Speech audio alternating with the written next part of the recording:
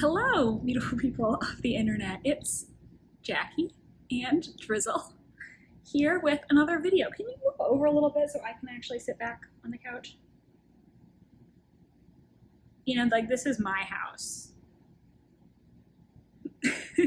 So I am making this video because I am officially back in the querying trenches by the time that you're seeing this. So let's just talk a little bit about what it's like to be querying agents for a second time. I'm gonna share my stats from my last querying journey and just some other thoughts about querying and what I'm gonna do while I'm waiting to hear back from agents. This tended to be a very chill video, just talking about a lot of querying related things, hence why I'm here on the couch, and I thought that I would put my feet up, but now Drizzle kind of has me hanging off the edge. I love her though. She's very sweet and very beautiful. I love you, baby. So I am filming this video on October 13th, 2024, and tomorrow, October 14th, is when I plan to send out my first query letters for my second querying manuscript, Project Dagger. I'm sure if you're here watching this video, well, no, I guess I can't be sure. Some of you may be new here because you're interested in querying related content. So Project Dagger is my second historical mystery manuscript. It's set in 1930 in London, and it's inspired by Agatha Christie and her contemporaries from the so-called golden age of mysteries. I started writing this book over a year ago when I was querying my previous manuscript, though I was really struggling to write something new when I first started querying the first time, so there were like several months, I think a 3-month period where I wasn't working on it at all because I was just too stressed. So I worked on this project, let's just say off and on for 14 months, I guess it is, and I'm going to query it at a total of 89,409 words. That is how long it is at this point. So it'll be rounded down to 89,000 for the query letters. The last project I queried was another historical mystery nicknamed Project Mayfair. That was a Regency era historical mystery with a slow burn romantic plot at its core. And I'm going to now share the stats from that querying journey. Though, to be honest with you, there are people who requested material from me and they haven't gotten back to me. So I guess technically I could still get agented on this project, but I'm not really optimistic at this point because I haven't sent any queries since May 2024. So I feel like if those agents were going to offer me representation, they would have gotten back to me already. It's not impossible, but in my mind, unlikely. So let's dive into all of the stats. So for Project Mayfair, I sent a total of 68 queries. 67 of those queries were to agents and 1 was to a publisher.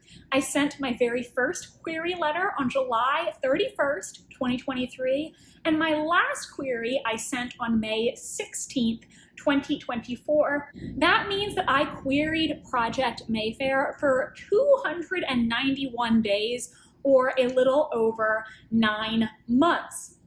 So out of those 68 queries, what requests did I get? I got 2 partial requests, neither of which turned into a full request, but one of those partials I still have out, and I think it's been out long enough that it's appropriate for me to nudge at this point, so I'll probably send a nudge tomorrow. Then I had 6 full requests. So that means that my request rate is around 11.76%, which is pretty good, honestly. I know that sounds low, but really a 10% request rate is what I hear that you should be aiming for in this current climate. And honestly, a lot of people say a request rate as low as 5% is considered good. I mean, the last time I checked on Query Tracker, the average request rate for a user is around 5%. So 11, even though it sounds low, that's actually really good. Now, my rejections. I got 35 form rejections. Absolutely nothing personalized about them. Then I got 2 rejections that were clearly form rejections, but they did have like a line of personalization. So for instance, people who sent tiered form rejections, like there would be the generic form rejection, but then ones that are a little more specific. So like for instance, they would maybe provide like 1 line of insight, nothing too specific, but just a little bit more specific information about why they were rejecting, like saying, you know, I don't think that this concept is totally for me, or I just wasn't totally caught up in the pages, like things that weren't really personal, but I could tell based on the other comments on Query Tracker that this was not something they were saying to everybody. I honestly don't remember what it was that they said to me in these rejections with 1 line of personalization. I honestly don't remember what it is they said, but it was, you know, things like that where it wasn't really that specific, but they told me something that they clearly weren't telling everybody else, you know what I mean? And then I got 3 personalized rejections. So these were rejections that were clearly personalized to my project. Like for instance, there was an agent who told me, you know, I think this sounds interesting, but, oh, are you leaving? Goodbye. That's not what she told me. But she said, you know, I already represent a author who writes about the Regency period, so I don't want to represent another book about that time period. So clearly something specific to my actual submission. And then 20 of the queries that I sent just never got a response. So they were closed after a certain period of time. I actually don't mind when people don't respond to all queries. I just like it, like if you're not going to respond to all of them, can you say, oh, if you don't hear in 8 weeks, it's a pass. Give me some kind of time frame so that I know when it's a pass, but that's a tangent. Oh, and here are some other stats that I wrote down for you.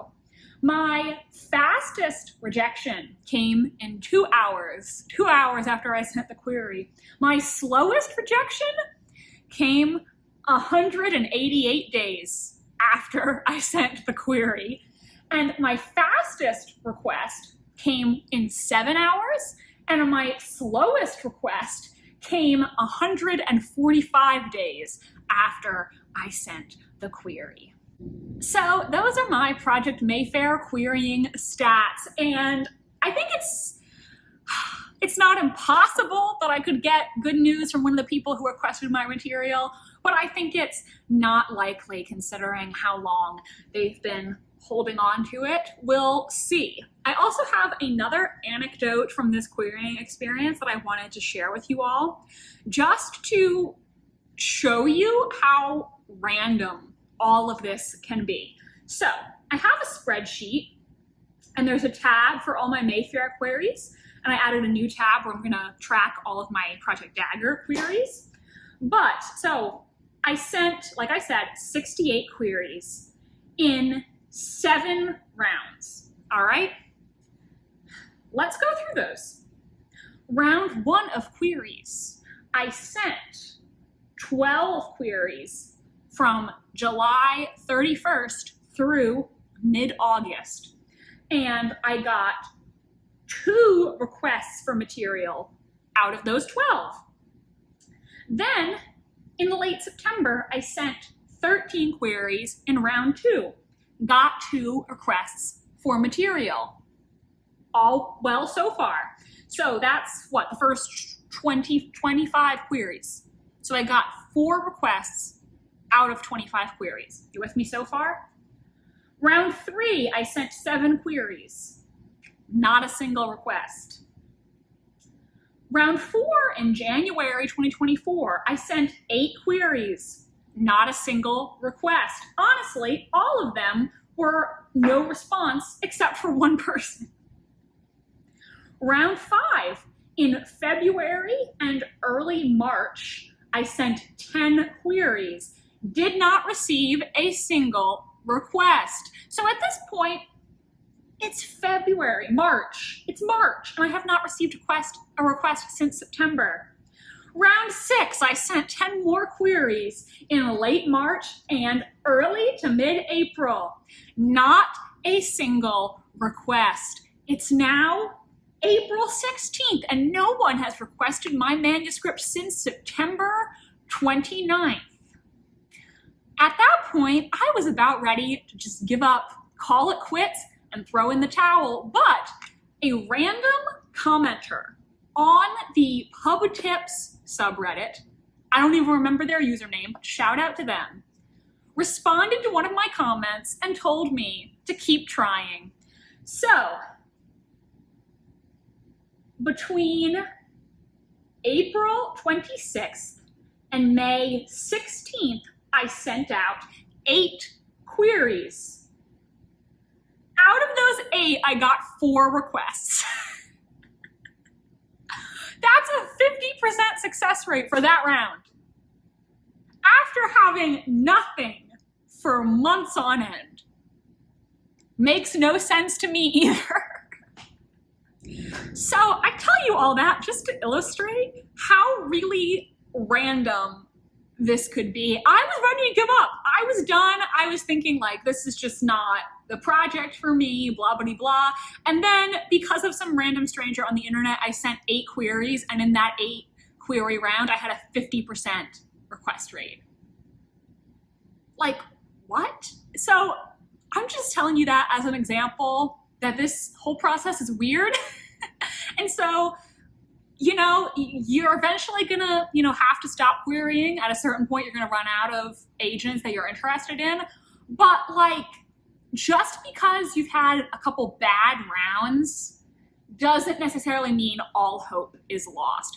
I do think if you've sent 10 or 20 queries and you haven't gotten a bite, it's a good idea to revisit your material and look at it again. Especially get eyes on your query letter, because it's possible that your book is really good and your query is not just doing it justice. But in my case, I'd already gotten 4 requests. So I figured, well, I don't think it's necessarily that the query in the book isn't good. I was just wondering, like, well, maybe nobody else is interested in the type of book that I wrote. And obviously, there were other people who were interested because I got 4 more requests after that. That is so weird. Every single request I got was either from the first round of queries, the second round of queries, or the last round of queries. There were all those ones in the middle with absolutely nothing. Yeah, this whole process is weird. Sorry, I had to get up for a second to let the other kitty cat back into the house. But I do still have 4 pending requests. So let's talk about that a little bit. Because I think querying agents is so slow. And really, it has never recovered since the pandemic. The publishing industry is still feeling the after effects of COVID. So you might get requests and not hear back for a long time. I mean, have you ever seen authors posting on Twitter like those tweets saying, my book comes out tomorrow and I just got a rejection from an agent? Like, sometimes agents will follow up with people 2 years after the fact, which is so ridiculous. So I think since I'm not sending any Mayfair queries anymore, it is fair game to proceed with my next project. Because that's the thing. The common advice you hear from literary agents is, while you're querying, write the next thing. But at a certain point, if literary agents are really slow, the next thing is going to be done. So it is against querying etiquette to query 2 books at the same time, but I think since I'm not actively sending queries for 2 books, it is totally fine. If something happens with those 4 Mayfair queries that are out there in the world, I will then just follow up with the new agents accordingly, and we'll see what happens. But obviously, I can't put my new book on hold forever to wait to hear from those people. Another thing is, unfortunately, there are a lot of literary agents out there who ghost on full requests. And two of the agents who have my full for Project Mayfair, I can see from queries tracker statistics that they frequently do not respond to full requests. I don't know why that is. I can't speak for them, but I'm not necessarily expecting to hear back from them on my full unless I nudge with an offer from somebody else. I am going to follow up with the person who requested my partial, because I can see from the query tracker premium timeline feature that my partial request is in a group of like 3 that haven't been answered, even though all the ones before it have been answered and all the ones after, like mine is just there with 2 others that were skipped over for some reason. So maybe it got lost in the inbox. I don't know, but it's been plenty of time, so I'm just gonna politely follow up about that. When I queried Project Mayfair, there was a part of me that was really terrified, thinking like, what if I don't get a single request? What if I totally fail? And there was another part of me that was like totally expecting to get an agent, confident in the book that I wrote, already thinking about the book deal that I was gonna get. And I kind of had those 2 warring mindsets. The one that was terrified and thinking I was gonna fail, and the one that was like, yeah, I'm gonna succeed and I'm gonna get a book deal and, you know, finally have my author dreams. And I do think deep down, I was maybe a little naive. I think in my heart of hearts, I really thought I was gonna get an agent. Maybe not right away, maybe not my top choice, but I thought I was gonna get one, you know? When I first started querying last summer, I remember thinking to myself, hey, maybe by New Year's, I can post on my YouTube channel that I got an agent and tell everybody. And we all saw how that worked out. The thing that you need to remember if you're querying and it's not going the way that you planned is that this is such a competitive industry and more people are querying than ever before. With technology, it's so easy to query agents, to research literary agents, to send off your manuscript into the world. And so there are just so many people. I can currently hear my cat throwing a poop in the litter box. Hold that thought. What was I saying? But just remember that if you don't get as many requests as you thought you would, if you look on social media and it seems like other people are having these levels of success and you feel like you don't measure up, if you don't get an agent this time around, that doesn't mean that you're a bad writer. There are so many people querying agents, and a lot of them are really good writers. So maybe this is just not the time. Maybe this is not the book. But just keep trying, keep growing as a writer, keep writing new things, keep learning, and don't let it discourage you from trying again in the future. And I'm not saying you can't be upset, because rejection's not fun. I don't like being rejected either. And I'm certainly not gonna be like, wow, an agent rejected me, this is great news. But just remember that it doesn't mean you're not good. And it doesn't mean that you won't get an agent. Whether that's this book, the next book, 3 books from now, it can still happen for you. It's just there's so many good writers out there and it's so competitive. And also the trends in the publishing industry change with the wind, you know? So maybe now's just not the right time, but there's still hope. One of the things about this new querying experience for Project Dagger, though, is, well, I am really terrified and scared of failing again. Failing. I do feel really good about what I wrote. And in some ways, I do feel like this book might be better than my last one. I mean, like I said before in videos, I hope that every book I write is better than the one before, because that just means I'm continually improving as a writer. But I also just think the concept of this one might be better. One thing that's really hard about the publishing industry is they want things that are the same but different, because they want books that are going to appeal to fans of successful books they already sell, right? That are going to appeal to that base. But they also want them to be different enough that it's going to stand out in the market. So you have to figure out, like, okay, is it the same but different? You know, do I feel like it's going to appeal to these people, but also does it stand out? And that was something with my first book where I really struggled with that. I don't know if it was different enough. Maybe. I'm still not sure. But my first book, like I said, was a Regency era historical mystery with two main characters. Our main male character was a Bow Street runner, which is basically an early investigative force in London, like the precursor to Scotland Yard.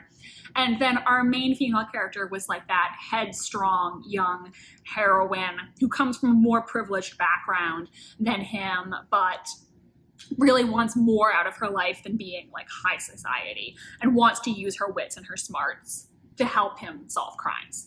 And it was going to have, you know, like a slow burn romantic plot line across the hopeful series.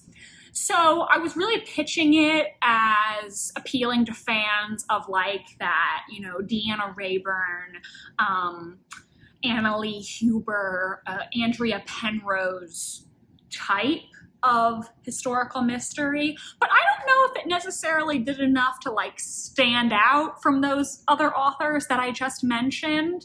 You know, I think it would appeal to people who liked those things, but is it distinct enough that a publisher is going to buy it and commit to it? I don't know. I'm still not really sure about that. I don't know if it was unique enough for this niche market. And my second book, I feel like the concept is really good. So one thing that literary agents love to refer to is high concept. And you might be like, what the heck does high concept mean? It basically just means a concept for a book that you can easily sum up in like a single sentence, or even just a phrase in some cases. Like if you watch Alexa Dunn's YouTube videos, she talks about how her book, Brightly Burning, she pitched it as Jane Eyre in space. That's high concept. If I say Jane Eyre in space, your mind goes somewhere. Like you can visualize what I'm talking about, right? And I do think my second book, the concept is a little bit more unique and easier to sum up briefly. So I do think that is an advantage, and I'm hoping that the query letter will pique agent interest and really, you know, catch their attention. I'm debating whether I want to tell you more about what the book is actually about. Because on one hand, I kind of want to keep it close to the chest, but also I kind of accidentally revealed what it was about already. So I might just tell you. I think I'm just going to tell you, and if I get cold feet later, I'll just delete this clip, all right? So my book, Project Dagger, is inspired by the Detection Club. And the Detection Club, it still exists. It's a mystery writers club based in London, and it was founded in, I think, 1930 by people like Agatha Christie, G.K. Chesterton, Dorothy L. Sayers, these all very famous British crime novelists. So Project Dagger follows a group of crime novelists in a club based off the Detection Club, and they have to solve a real-life murder because one of their own is murdered. So that's the concept. I think it's a lot easier to sum up in a single sentence, like I said, like there's a murder in a club of mystery writers. That's a very clear concept, and you can kind of take that and start to like imagine possibilities of like, ooh, what might that be like? And so I think it has a little bit more of a unique selling point In a vlog from several months ago, I showed you these mood boards that I made for Project Dagger to advertise for beta readers. So I think now I'll just show you the mood boards again. At the time, I had blacked out some parts because I wasn't ready to reveal that information yet, but now you can see them unedited. So this is the book, this is the vibe. Hey, if there's any agents or editors out there who think this sounds cool, DM me. I'd be happy to send you a query if your interest is piqued. But that's why I do kind of feel like the concept for this book is better. I don't remember how it originally came to me.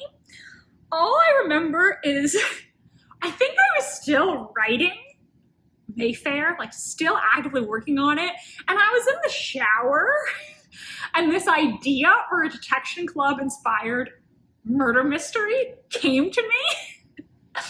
And when I got out of the shower, had put my pajamas on, dried off, I went to go tell my mother, I just thought of this really great idea. And she was like, Jackie, shut up. I don't want to hear about your other idea until you finish this current book first.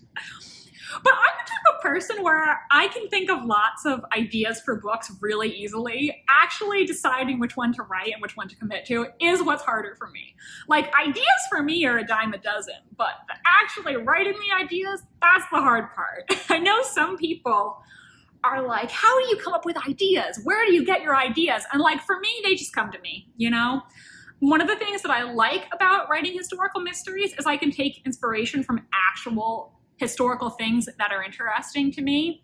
That to me is one of my favorite parts about it and something that makes it so fun for me. But that's my querying project. I am kind of terrified, kind of cautiously optimistic about it. I do feel good about the project. I've had a lot of people critique the query letter, so gonna keep our fingers crossed and see how it goes.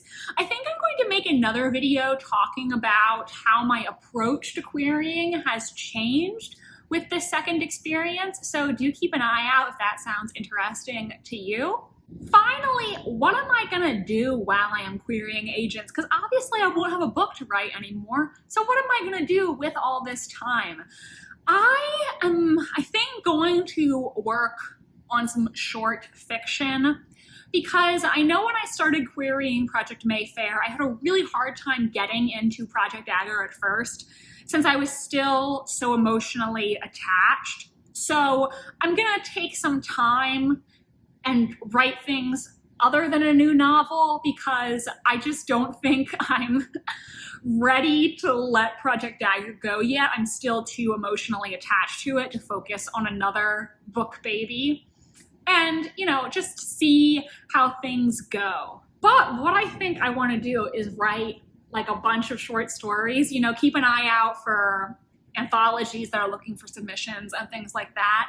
And I also want to write short stories connected to Project Dagger. So obviously all the main characters in the book are writers. And each one of them, in the book, it references who their famous sleuth is. Agatha Christie had Poirot and Miss Marple, and G.K. Chesterton had Father Brown, and Dorothy L. Sayers had Peter Wimsey. So all of my characters have their own characters, their fictional detectives that they wrote.